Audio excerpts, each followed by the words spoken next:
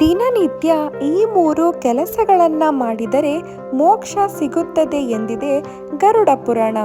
ಹೌದು, ಗರುಡ ಪುರಾಣದಲ್ಲಿ ನಮ್ಮ ಜೀವನವನ್ನು ಬದಲಾಯಿಸುವಂತಹ ಅದೃಷ್ಟವನ್ನು, ಸಂತೋಷವನ್ನು, ಶಾಂತಿಯನ್ನು, ಸಾಕಷ್ಟು ಕೆಲಸಗಳನ್ನು ಹೇಳಲಾಗಿದೆ.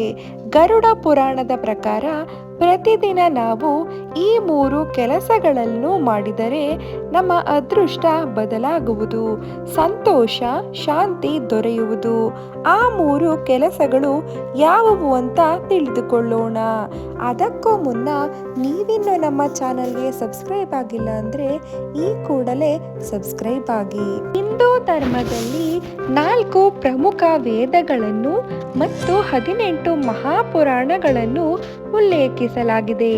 ನಾವು ಅನುಸರಿಸುವಂತಹ ಈ 4 ವೇದಗಳು ಮತ್ತು ಈ 18 ಮಹಾಪುರಾಣಗಳು ನಮಗೆ ಜ್ಞಾನವನ್ನು ಮತ್ತು ಜೀವನದ ಸಾರವನ್ನು ಕಲಿಸುತ್ತದೆ. ಅಂತಹ 18 ಪುರಾಣಗಳಲ್ಲಿ ಗರುಡ ಪುರಾಣವು ಒಂದಾಗಿದೆ. ಗರುಡ ಪುರಾಣವು ವಿಷ್ಣುದೇವನ ಹಾಗೂ ಗರುಡ ಪಕ್ಷಿಯ ನಡುವೆ ನಡೆದ ಸಂಭಾಷಣೆಯನ್ನ ವಿವರಿಸುತ್ತದೆ. ಇದರೊಂದಿಗೆ ಜನನ, ಮರಣ ಹಾಗೂ ಪುನರ್ಜನ್ಮಕ್ಕೆ ಸಂಬಂಧಿಸಿದ ವಿಚಾರಗಳನ್ನು ಒಳಗೊಂಡಿದೆ. ಮನೆಯಲ್ಲಿ ಮರಣದ ಘಟನೆ ಸಂಭವಿಸಿದಾಗ ಆ ಮನೆಯಲ್ಲಿ ಗರುಡ ಪುರಾಣವನ್ನ ಪಠಿಸುವ ಸಂಪ್ರದಾಯವಿದೆ. ಮನೆಯಲ್ಲಿ ಸಾವಾದ ಸಮಯದಲ್ಲಿ ಮಾತ್ರವಲ್ಲದೆ ಇನ್ನಿತರ ದಿನಗಳಲ್ಲೂ ನೀವು ಗರುಡ ಪುರಾಣವನ್ನ ಓದಬಹುದು. ಆದರೆ ಗರುಡ ಪುರಾಣವನ್ನ ಪಠಿಸುವುದಕ್ಕೆ ಶುದ್ಧ ಮನಸ್ಸು ಹಾಗೂ ನಂಬಿಕೆ ಇರಬೇಕು. ಗರುಡ ಪುರಾಣವು ನಿಗೂಢ ವಿಷಯಗಳನ್ನು ಬಹಿರಂಗಪಡಿಸುತ್ತದೆ. ಅವುಗಳನ್ನು ಜೀವನದಲ್ಲಿ ಅಳವಡಿಸಿಕೊಂಡರೆ ನೀವು ಅನೇಕ ತೊಂದರೆಗಳಿಗೆ ಪರಿಹಾರವನ್ನ ಕಂಡುಕೊಳ್ಳಬಹುದು ಮತ್ತು ಸಂತೋಷದ ಜೀವನವನ್ನ ನಡೆಸಬಹುದು.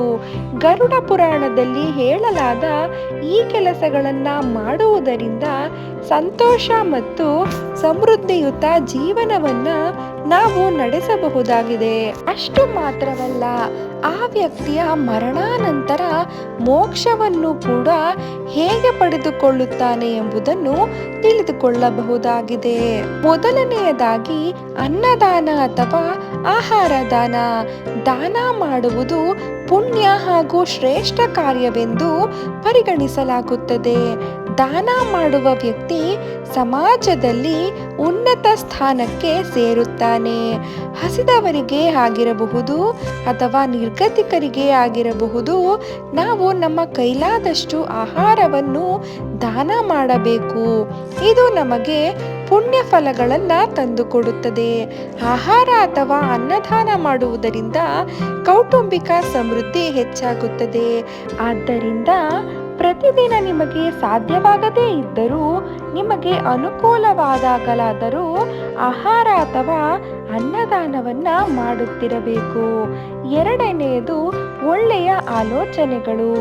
ಆಲೋಚನೆಗಳು ಒಬ್ಬ ವ್ಯಕ್ತಿಯ ಮೇಲೆ ದೈಹಿಕವಾಗಿ ಮತ್ತು ಮಾನಸಿಕವಾಗಿ ಪರಿಣಾಮಗಳನ್ನು ಉಂಟು ಮಾಡುತ್ತದೆ. ಅತಿಯಾಗಿ ಯೋಚಿಸುವುದನ್ನು ತೆಗೆದುಹಾಕಿ ನಿಶ್ಚಿಂತೆಯಿಂದ ಇರಲು ಪ್ರಯತ್ನಿಸಿ. ಒಂದು ವೇಳೆ ನೀವು ಆಲೋಚನೆಗಳನ್ನು ಮಾಡುವುದಾದರೆ ಕೇವಲ ಒಳ್ಳೆಯ ವಿಚಾರಧಾರೆಗಳನ್ನೇ ಆಲೋಚಿಸಿ. ಧ್ಯಾನವಾಗಿರಬಹುದು ಅಥವಾ ಜಪವಾಗಿರಬಹುದು, ನಮ್ಮ ಮನಸ್ಸನ್ನ ಶಾಂತಿಯುತವಾಗಿ ಇಡುತ್ತದೆ. ದಿನದ ಒಂದಿಷ್ಟು ಸಮಯ ಶಾಂತ ಮನಸ್ಸಿನಿಂದ ಧ್ಯಾನ ಅಥವಾ ಜಪವನ್ನು ಮಾಡುವಲ್ಲಿ ನಿಮ್ಮನ್ನು ನೀವು ತೊಡಗಿಸಿಕೊಳ್ಳಿ. ಇದು ಮನಸ್ಸನ್ನು ಶಾಂತಿಗೊಳಿಸುವುದರ ಜೊತೆಗೆ ತಿಳಿಯಾದ ಅನುಭವವನ್ನ ನೀಡುತ್ತದೆ. ಮೂರನೆಯದಾಗಿ ದೇವರಿಗೆ ನೈವೇದ್ಯವನ್ನ ಅರ್ಪಿಸಿ. ಕೆಲವರು ಆಹಾರವನ್ನ ಬೇಯಿಸಿ ನಂತರ ತಿನ್ನುವ ಮೊದಲು ಅದನ್ನು ತಮಗೆ ತಾನೇ ಬಡಿಸಿಕೊಂಡು ತಿನ್ನಲು ಪ್ರಾರಂಭಿಸುತ್ತಾರೆ. ಗರುಡ ಪುರಾಣ ಇದನ್ನ ತಪ್ಪು ಅಂತ ಖಂಡಿಸುತ್ತದೆ. ಮನೆಯಲ್ಲಿ ತಯಾರಿಸಿದ ಆಹಾರವನ್ನ ಮೊದಲು ದೇವರಿಗೆ ಅರ್ಪಿಸಬೇಕು. ಇದು ಲಕ್ಷ್ಮೀ ದೇವಿಯ ಆಶೀರ್ವಾದವನ್ನ ಮನೆಯ ಮೇಲೆ ಇಡುತ್ತದೆ ಮತ್ತು ತಾಯಿ ಅನ್ನಪೂರ್ಣೇಶ್ವರಿಯು ಮನೆಯಲ್ಲಿ ನೆಲೆಸುವಂತೆ ಮಾಡುತ್ತದೆ.